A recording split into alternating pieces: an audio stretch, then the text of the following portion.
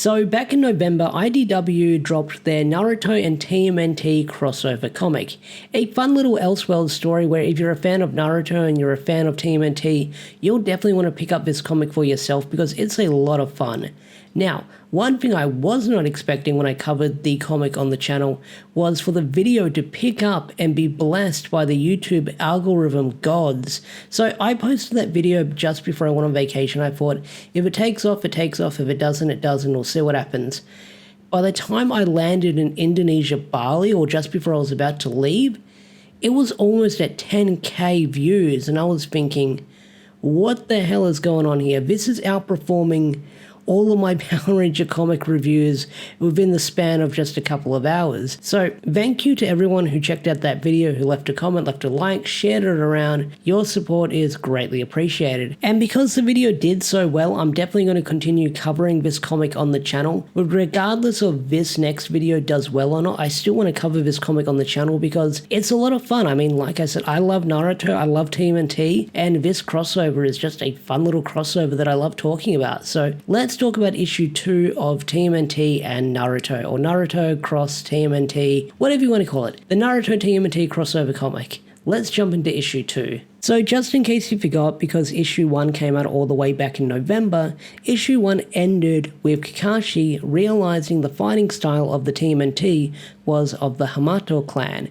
And we soon find out that when Kakashi was younger, he had seen Hamato Yoshi fight before because Hamato Yoshi was known for having a dojo. But Splinter soon reveals that Hamato Yoshi was his master and he was the beloved pet rat. So after they realized that their fight was a huge misunderstanding, both parties introduce themselves to each other and they decide to move quickly and head back to the turtles' lair. Little do they know, they're being watched. Now, one thing I will note, the writing is a lot of fun within this series. It is a little bit cheesy at some points, but hey, I'm still enjoying it. It's a lot of fun. And one thing I love to see is the character interactions we get amongst these characters. There's this one scene where they're heading back to the lair between Team 7 and the Turtles, and Raph says to April, saying, hey, you didn't really try breaking up that fight back there when you were recording it.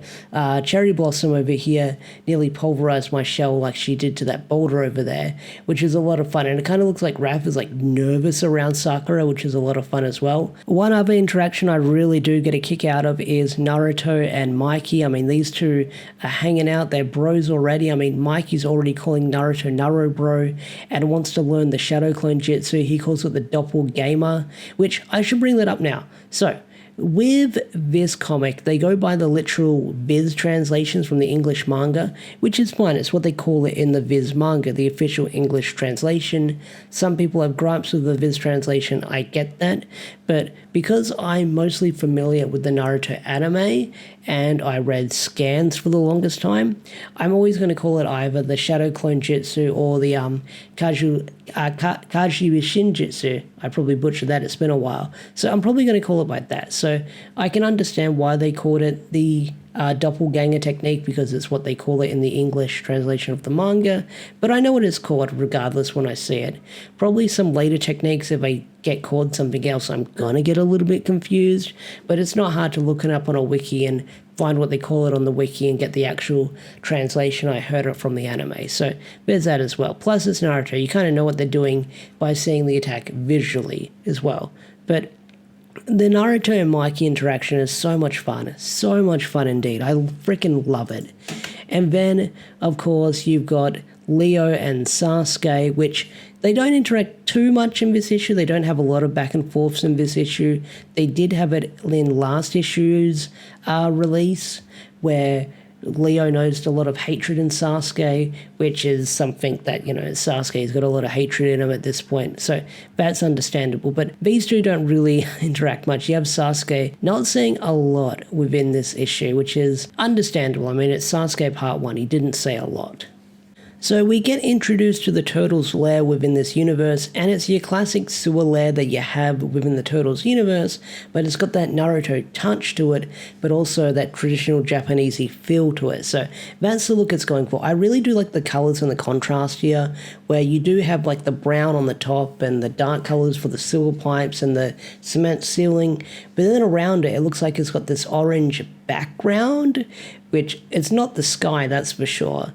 Unless it is, because it's sunset over there where they are. So I really like the contrast it's got within the sewer lair, and I hope we see more of it, because if there's one thing I love in the TMNT universe, it's always how cool the sewer designs always look for their lair. Like, they always look really freaking cool. So maybe we'll see more of that as the series continues, especially with how this month's issue ends. So we then get this one page, and it's a really nice looking page of Team 7 and the Turtles hanging out. You've got Naruto and Mikey playing video games or watching TV. They're also skateboarding as well. You've got Splinter and Kakashi having tea, Sasuke and Leonardo meditating. Donnie's also showing Naruto off a mech or one of his devices. And then you have Sakura and Raphael training. So it's a really nice panel. Then after that, you get the obvious backstory of Naruto. If you've seen Naruto, you know all about it. But it's mostly that we learn it is from an off comment from Mikey, where he says, "Oh, I bet your place looks really rad." And then Naruto gives his sad backstory that if you've seen part 1, you know all about it. And then Kakashi adds on to that backstory by telling the story of how the Nine-Tailed Fox was sealed in him. So if you know Naruto, you know Naruto. It's probably for the TMNT fans who have never seen Naruto or don't know a lot about Naruto, giving you that quick backstory drop, or that quick lore drop of Naruto, so you know what the character is all about. So we soon learn the backstory of the TMNT characters within this crossover universe. Now, if you know the story of the Turtles, they get mutated by the ooze, they learn ninjutsu, you know the story from here. But the backstory they're setting up, which is going to be the conflict within the story, is the backstory of Shredder or Orokusaki, because Sasuke does make a comment by saying, "Hey, you guys are really powerful. Why are you guys hiding underground, or what's making you hide underground?" And Splinter replies with, "Not what, but who." And this is where we learn the backstory of the Shredder and Splinter's master. So we learn that Orokusaki was this troubled boy within the Big Apple village in the underworld, and he came to the dojo seeking redemption. He wanted to seek a new path, and no matter how much he was trained, it was clear that he wasn't learning that right path, and his true goal was to steal the Forbidden Scroll, or to steal the family scroll. And once he got a hand of it, he betrayed Hamato Yoshi and planned to leave them to suffer in destruction, as Splinter called it. So that's the Shredder's backstory within this one. So it's basically your Rogue Ninja story. I mean, you even have Orokusaki having the cut through the headband to show that he's gone a Rogue Ninja within the story. So that's the backstory of the Shredder within this Naruto universe. And I can't wait to see the Shredder in action within the series. I mean, it's only going to be 4 issues long, this series, but I cannot wait to see the Shredder in action, because we haven't fully seen him yet. We've only seen his silhouette, and we see a glimpse of him at the end of this issue. So I can't wait to see him in action, and what kind of jutsus and what kind of techniques he's going to be able to pull off within this series. We also learn about the backstory of April working with Baxter Stockman, which isn't too crazy to write home about. I mean, it's Baxter Stockman. He was experimenting on mutagen. The foot caught wind of it. He worked with the foot. Baxter tried screwing over the foot, and the foot caught wind of it, and they ransacked his lab and took everything. And that's when April decided to go on her quest to the Hidden Leaf Village, and that's where we are now. So that's their backstory summed up pretty quickly.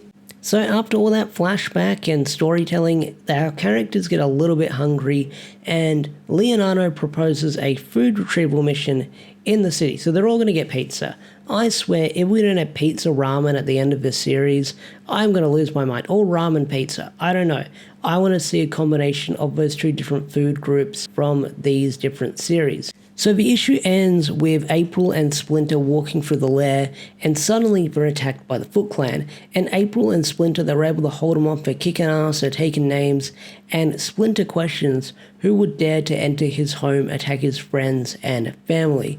And someone responds to him, and it's none other than the Shredder himself, Oroku Saki. So, Oroku Saki, or the Shredder within this universe, he is jacked. On that one scene we see him in, or those couple of scenes we see him in with his silhouette of him in this issue, but not only that, that final shot we see him in standing on the building, he is jacked. He is built really big within the series. Like, he's almost built like Madara, you could say, in a way, just his appearance and how he's like posing at the end of this issue. But we have no idea what happened to the rest of Team 7, so will we see a Shredder and Kakashi face-off in the next issue? I would hope so. That'd be really freaking cool to see. But yeah, that's where issue 2 of Naruto and TMNT ends. Overall, really fun issue. I know it's the backstory issue, but overall it did have some really fun moments as well. And I can't wait to see where this series is going to go next. It's going to wrap up in 2 issues, so we'll see how they end it. So what do you guys think of this series so far? You loving it? You hating it? Tell me in the comment section down below. I'd love to hear your thoughts and opinions. And with that said, I will see you guys later. Peace out. Take care. Bye.